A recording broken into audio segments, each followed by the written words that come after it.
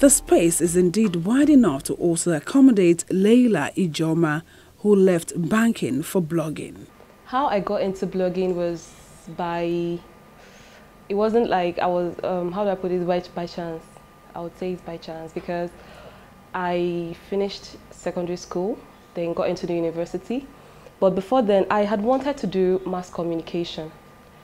But because I had A1 in chemistry, physics, biology, maths, and Igbo, so my dad said it was going to be a waste. Like he won't let me go into arts. So because of that, I had to go into university to read chemical engineering. But at the meantime, I had just left school. I got into banking. So I was working at my bank until that fateful day when one of my colleagues, actually a new colleague, he just got employed by the bank. And he came in and he had a blog. So that was how I actually got introduced to blogging. I set up my blog in January 2012, yes, and I started blogging. I enjoyed it. It was like a release. It was so enjoyable. As time went on, I grew followers, readers who expected to wake up in the morning by 4 a.m. and they should see a new post on my website. So, and again too, by 4 a.m., I have 3 kids.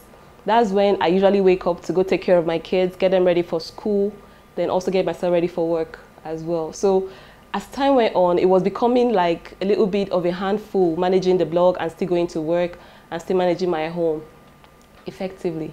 So that was how June 2016, that fateful day, June 2016, a week before 30th, I had to make that decision. I had to resign.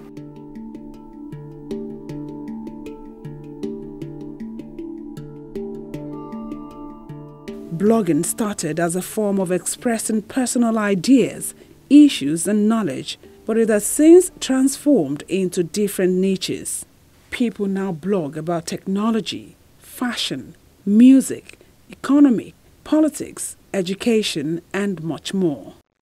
In one breath, I have been a health reporter, a health correspondent, a health editor, and health and medical journalist for several years. Specialized in that area, in that field, my core competence is in that area, and of course, naturally, it flows for me.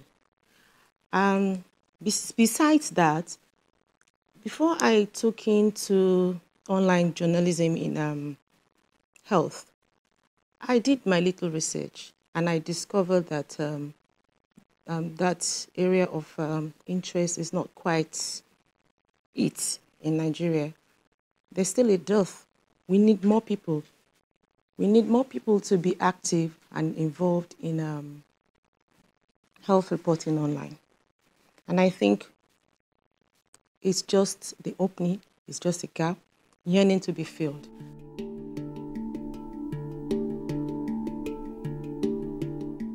But how easy or difficult is it to start up a blog?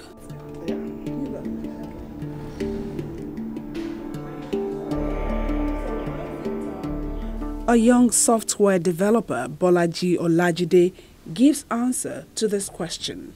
The process of setting up a blog is somewhat simple.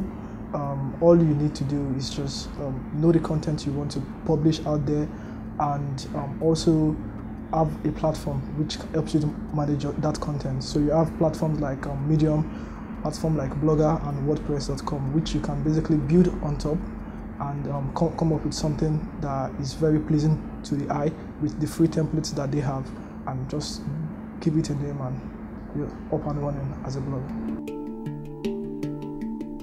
Owing to how easy it seems to start up a blog, the space is now considered to be occupied by the good, the bad and the ugly. Some members of the public expressed their views about activities going on in this integral part of the online platform. We see some of the information like the happenings in Lagos, happenings in the world. Not all the news we can say to be true, or we can ascertain to be true. Basically, we have the modern world now, we have this graphics intelligence, whereby they design and create pictures and post it as news. what I see personally does not affect me, but the only people I'm actually concerned about is the youth, the young ones below 18 years old. What they see actually affects them, you know. This computer age of us, they kind of grab things very fast. So those are the set of people I'm actually concerned about. Maybe they can just try as much as possible to find a way to reduce the way they put obscene things out there. It affects the young ones a lot. There's this word that they do tell you not to, if you can view it, you go ahead, but if you can't, you don't do it. But most people force themselves to do that. You understand what I'm trying to say? So it's now left for you to open it and to read the story.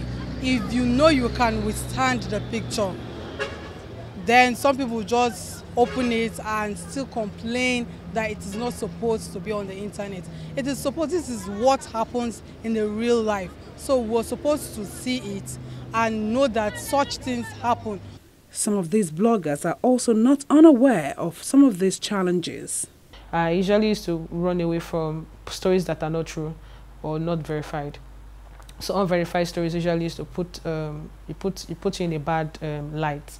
So when you have a true story to talk about, people might not believe it because of the previous story. So I've had experiences like that. You know, there are times that we will publish a story that was unverified, then we have to take it down and then apologize and then work on another story. So I'm sure every blogger or every journalist or anybody would have actually encountered that in the course of their career. A lot of times, some people, new bloggers, there are ways you can monetize your site. And new bloggers, they want to monetize themselves. They want a lot of people to come in, and they want a lot of clicks. The more clicks you have, the more click-through rate. The more click-through rate you have, the more money you can make. So when people go there and create sensational headlines and do things that will try to deceive people to their websites, you know, and when they get there, they get disappointed. Then they'll propaganda too. It's one of those methods where people also create fake news. And that one, today, you see, 2019 election is coming, and a lot of people are dividing themselves into parties. Those people are partisan. They have a particular point of view, and they will be showing it out. I know there's a lot of people, some bloggers, of course, not in our association, go to the extent of doing blackmail journal, what I call blackmail journalism. You know, I think that's extreme. People, of course, know that whatever you post, you have a responsibility of whatever you post, either, you know, on the Facebook, on the social media, or on your blog, or whatever. You understand? We have a cyber law. So people, once that people are aware of that, that there's a responsibility of whatsoever they put online, they will answer for it. I think that will suffice.